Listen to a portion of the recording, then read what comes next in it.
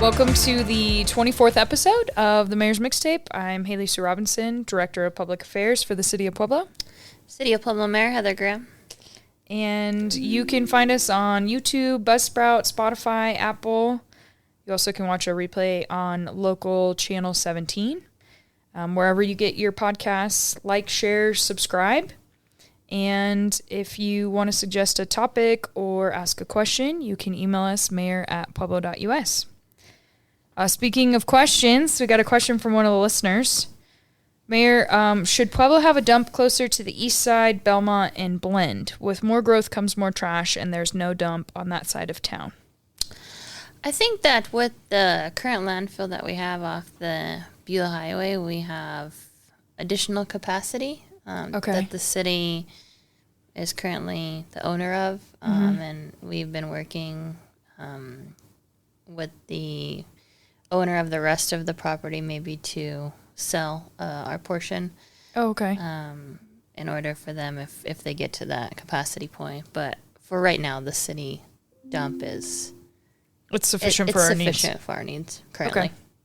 I also know, because like a lot of folks worry about affordability, and so we sell the large voucher tickets at Public Works. Yep. You can also get them online.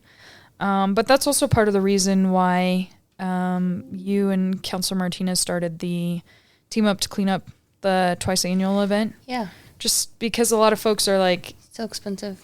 Or even just, to take a trip, maybe I only have a mattress, and so I don't really want to go to the dump or something, and it's just a convenience factor. Yeah, and we'll be having our fall Team Up to clean up event in October. Mm-hmm.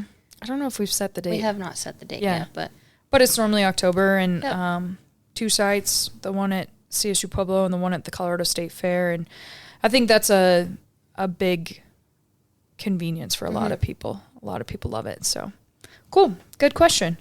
All right. So actually, speaking of the Colorado State Fair, last night we had the executive director from the State Fair at the work session, and shared some new things that are available this year, like Sensory Day, the Exceptional Rodeo, and then like site improvements such as air conditioning improvement at the Palace of Agriculture, which I always think is funny because locals, we just call it the Ag Palace, right? But it is called the Palace of Agriculture. And I saw it on the screen and I just like laughed because I kind of forget that that's what it's called.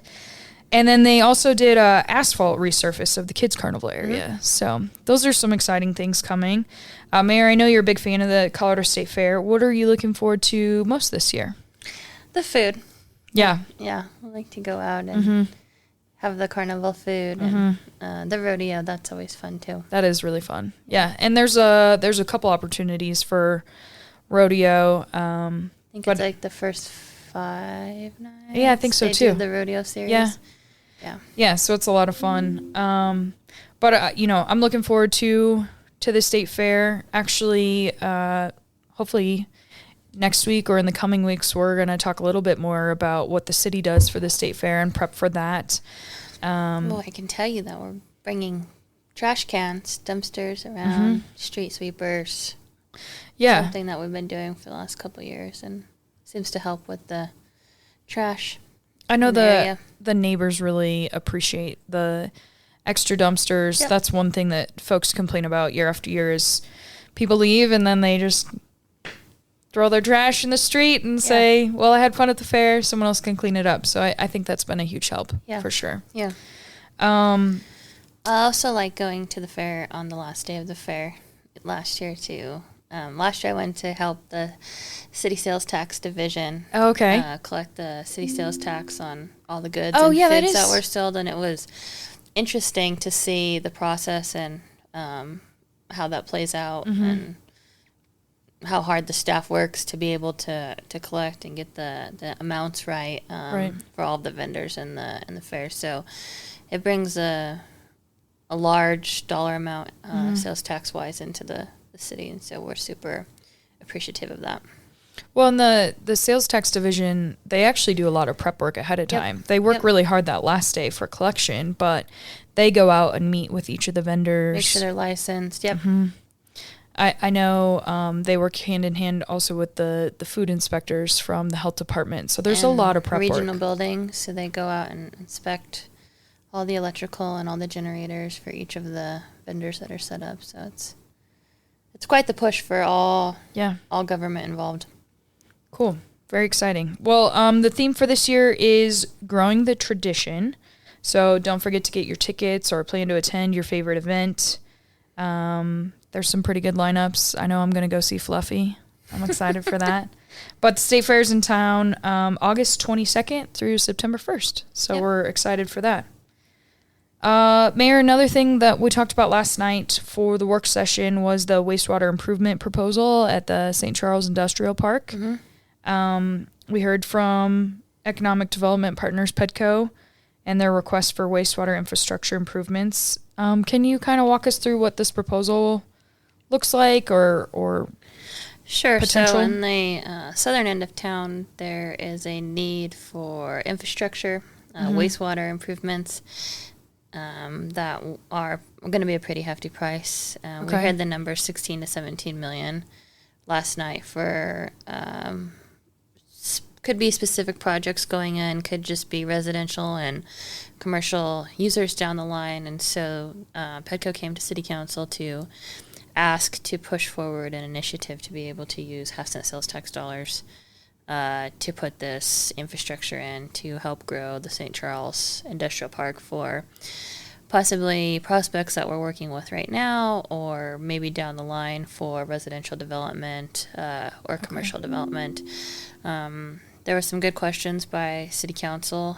I thought, we haven't quite seen a master plan yet developed for the area when it comes to residential or commercial, and who those users would potentially be, what developers it would potentially benefit for this infrastructure to go in. And so I know that the City Council is going to be inquiring about next steps moving forward, what additional costs would be. We're going to look at getting an engineering firm to help consult on some of these issues and bring it back to City Council. We learned last night that this could be a year to a year and a half process in order to even start to get the lift station in, because there's so many moving parts involved. And so this would have to be something that started now if we want to see it come to fruition in the next couple of years. So City Council gave the direction last night to move forward the process so that they could have more of their questions answered.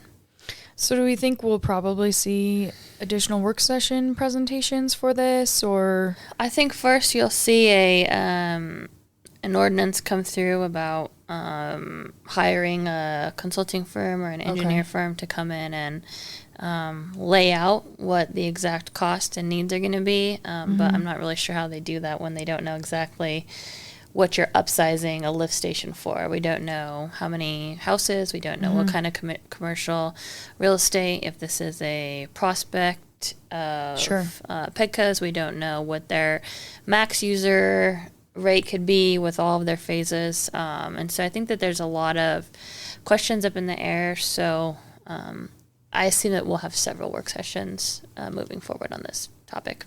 Got it.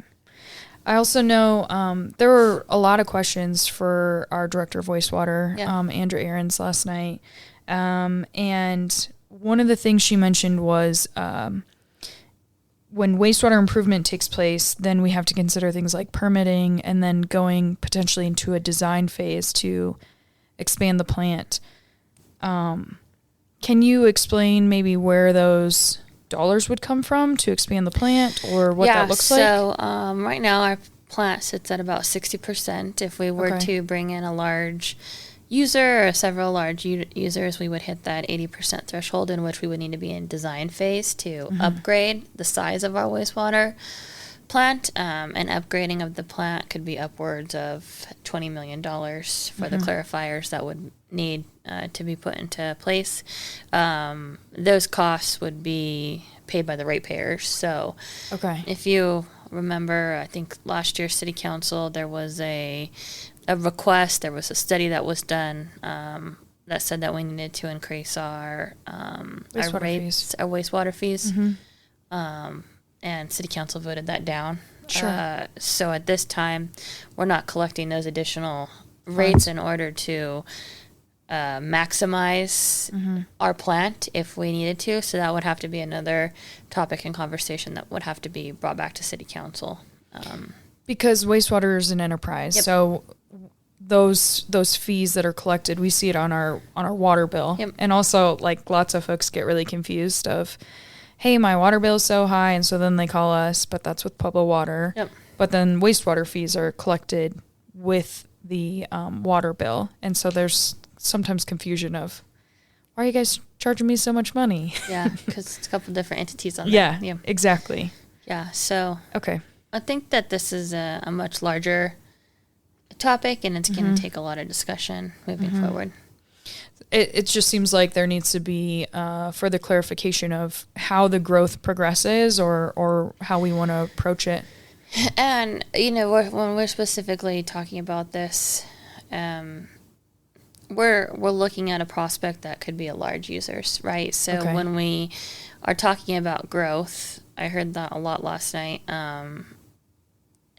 this could potentially be for one business. So one business could use up half of the capacity that we have left at the plant. Okay. So the growth would naturally come from the jobs that would be brought because of that one business, but I wouldn't necessarily say it would be because so many additional businesses would be in the industrial park. It could just be one business. It could just be one. So I think that that's also something that City Council needs to have more information on, whether this is one large user, what multiple users would entail, what multiple residential, and what kind of the mix would be, and then when we would hit the capacity point, because there's just a lot at play right now. Which then would maybe help with the decision process, because there was discussion about if it was one large lift station or if it was multiple smaller lift stations. Multiple smaller lift stations seems to be something more geared towards residential development, because it would be spread out over the users, whereas that large one, if it were to be one, then we would just have to invest in a big, large lift station all at once. Yeah. Okay. Thanks for clarifying that. It's as clear as I can. Yeah.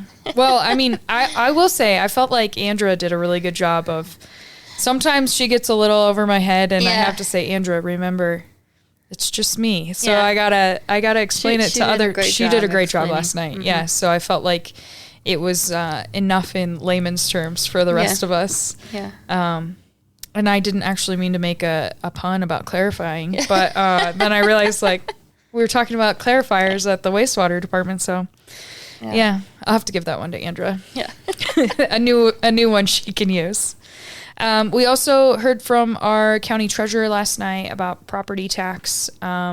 We won't go into all of that just because that's with the county, but I would encourage any of our listeners, if they didn't catch the work session last night, either check it out on our Facebook page, or it's also uploaded to our YouTube page as well when that's finished. So a lot of good information there. But it was a good work session night and not too late. Yeah. So that was nice. Yeah. Yeah. Anything else you want to add about the work session last night, Mayor? No, I think we covered it. Yeah. I do want to remind folks that this Saturday, El Centro de Quinto Sol is doing their school supply drive. So they have a free giveaway for students kindergarten through 12th grade. They're doing free haircuts and school supplies while they last. So that is from 9 to 11 a.m. on Saturday morning. It's hard to believe it's August and school's coming back, but lots of great opportunities for kids to get what they need. So that should be a great opportunity. Another thing I do want to bring up to our listeners as well. We took a great trip to the dog park.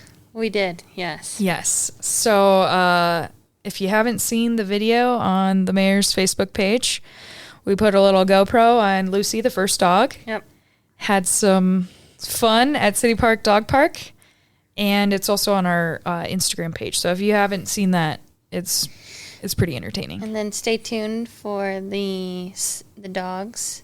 Oh, yeah. Being able to swim at City Park, and that's going to be September. Pups in the pool. September 1st? September 1st, yeah, Labor Day. So a few more weeks and pups in the pools. Yeah. That's fun. It is fun. The dogs love it, and like it's just kind of mass chaos with all the fur and everything, but they have 2 sessions and it's a great time. Yeah. Yeah. So cool. Well, it's a little bit of a light week with the work session and everything else, but looking forward to more to come next week. Don't forget, you can find us on YouTube, Apple, Spotify, Buzzsprout. Watch us on Channel 17, wherever you get your podcasts. Don't forget to like, share, subscribe, and you can email us for your topic or questions, mayor@pueblo.us, and we'll see you next week.